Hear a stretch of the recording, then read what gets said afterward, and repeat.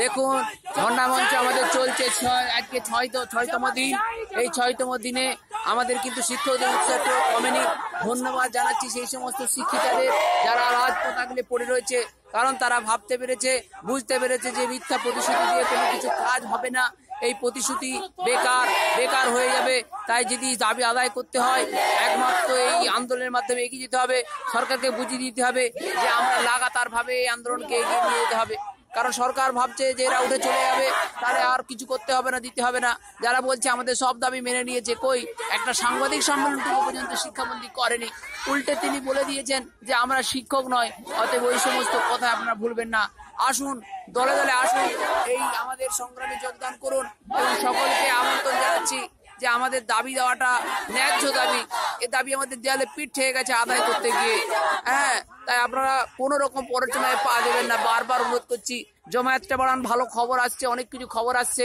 আমাদের এখানে মন্ত্রী আসতে পারেন এবং আমাদের কাছে ঘোষণা দিতে পারেন, যেটা আমাদের মূল দাবি রেখেছি। বারবার আমাদের কাছে শিক্ষামন্ত্রী লোক পাঠিয়েছিলেন আমাদেরকে ডেপুটেশনে যাওয়ার জন্য, কিন্তু আমরা যাইনি। আমরা বলেছি প্রতিশ্রুতি নিতে আমরা যাব না, আমরা যাব তখনই যখন আমাদেরকে সসম্মানে অর্ডার দেওয়া হবে বা আমাদের কাছে ঘোষণা করা হবে সাংবাদিক সম্মেলনের মাধ্যমে বা মুখ্যমন্ত্রী বাধ্য হবে। আমরা এই বিশ্বাসটুকু রেখে নিয়ে কিন্তু এগিয়ে যাচ্ছি।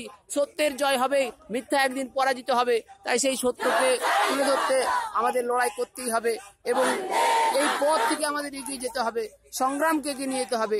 এরকম আন্দোলন কোনো দিনও হয়নি, তাই এত বঞ্চনা, তারা পিছিয়ে আছে, অবহেলিত আছে।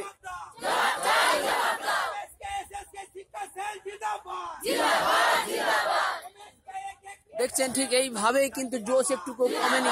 বিভিন্ন সংবাদ মাধ্যম থেকে এমনকি বিভিন্ন আধিকারিকরা শুধু আমাদের বাইরে থেকে সাহস যোগাচ্ছেন।